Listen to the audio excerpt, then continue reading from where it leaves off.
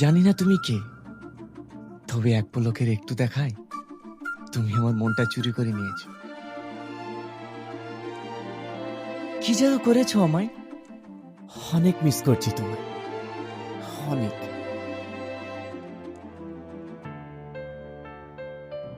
কি ব্যাপার একা একা হাসছিস?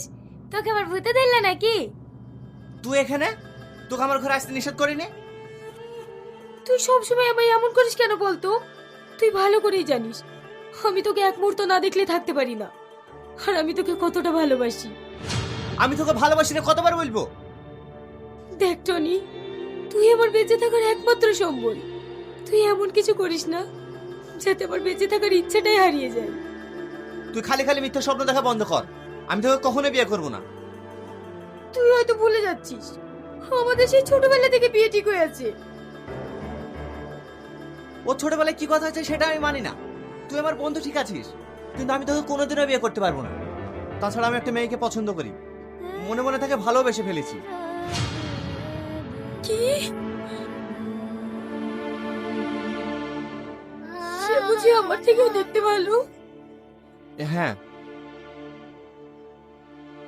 ও ঠিক আছে, আমি আসছি।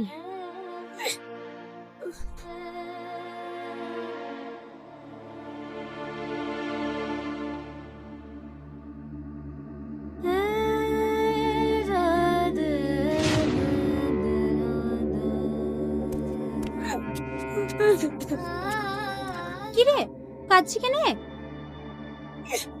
আমার কপালে কান্না ছাড়া কিছুই নাই গো। যদি আমার কপাল ভালো হতো তাহলে ছোটবেলায় মা বাবা মারা যেত না, আমাকে সবার লাঠি চাটা খাওয়ার জন্য রেখে যেত না।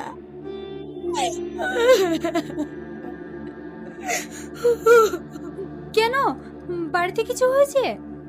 সেটা আবার নতুন কি?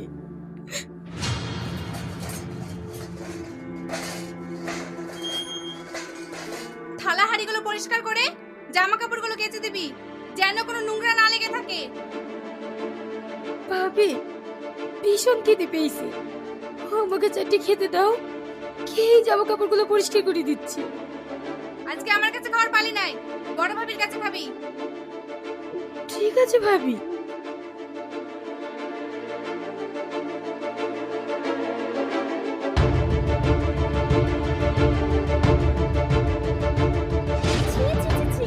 কি করেছে? সালমা, সালমা! হ্যাঁ ভাবি, কিছু বলছো?